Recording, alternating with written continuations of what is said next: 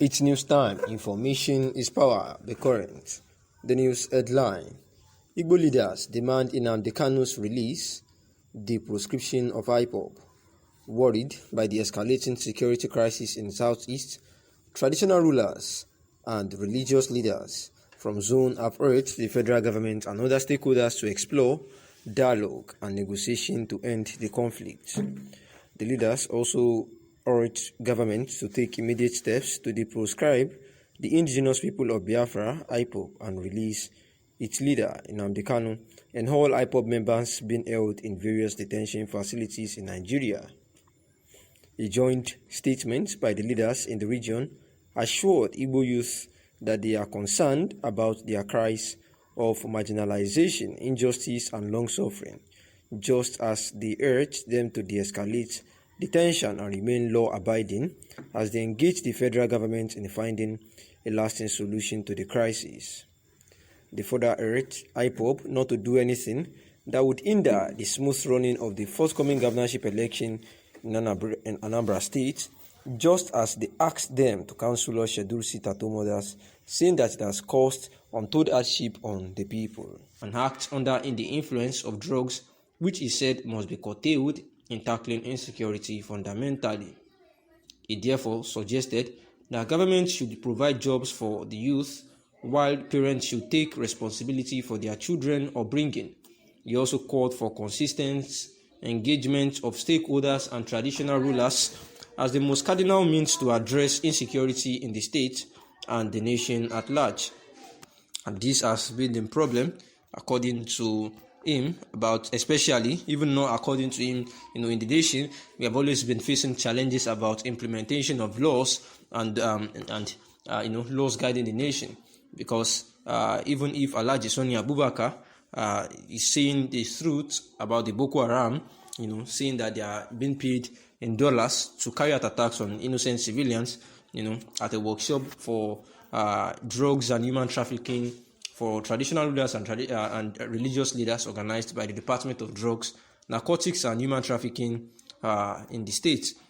He was trying to say that he had meetings with the Boko Haram member, and at the end of the day, what he noticed was that they were being supplied drugs, that they act under the influence of drugs, and these people are being paid, in dollars, saying that the traditional rulers and religious leaders have been trying their best, to voice out and suggest ways of which there can be end to this banditry and insurgency. However, the security personnel should be blamed for not enforcing, and also the judiciary arm should be blamed for not enforcing adequately and interpreting the law for perpetrators to be punished. He applauded the traditional leaders and religious leaders for doing their own roles, because truly the lack of punishment for offenders and their sponsors is responsible for the widespread insurgency being faced today in the country.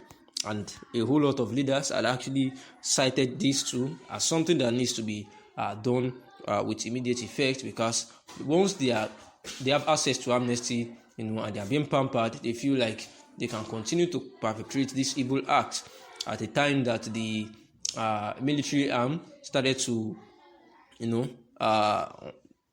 go after them, onslaught them, burn down their food storage facilities and the likes like that.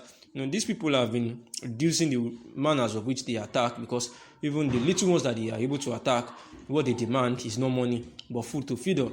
So at the end of the day, they should be punished. Once these offenders are arrested, just like the Musa, one of the general commander of the Operation Adekai, actually said that it was not in their duty or their constitutional right to prosecute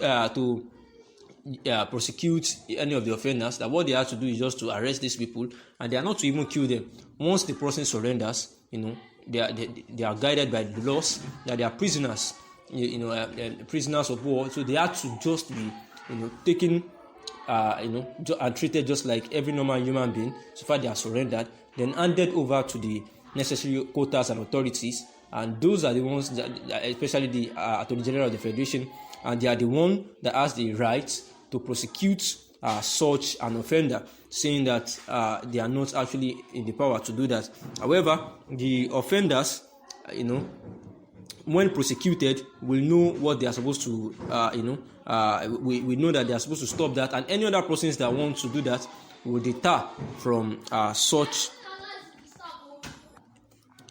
Alhaji had said that he had the opportunity to participate in different committees set up by several governments in the past, but discovered that the problem, according to what we've said earlier on, is the implementation of all this, implementation of all the things that they have done, and they have actually asserted or enacted that they are going to do.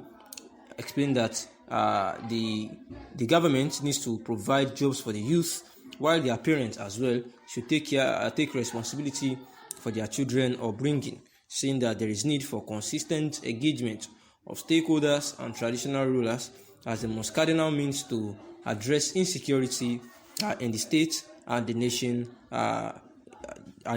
as a whole. And therefore, the security personnel and also the judiciary arm needs to pep up their responsibility with good conscience and try as much as possible to ensure that they implement all these laws, they interpret it accordingly, and they convict these perpetrators of evil act that has been arrested. And then this would actually serve as a deterrent to others, just like Musa had said that these people that were arrested, that they wouldn't just be arrested and freed like that regardless they had to still face the law, even if amnesty will be granted to them, but they have to still face one or two consequence of their actions and killing a whole lot of unarmed citizens. And also, if at all the government wants to reintegrate them back into the society, there has to be enough caution that has to be taken. They have to be very careful about this as well, because one does not really know, because they are surrendering in thousands, and it's actually kind of suspicious.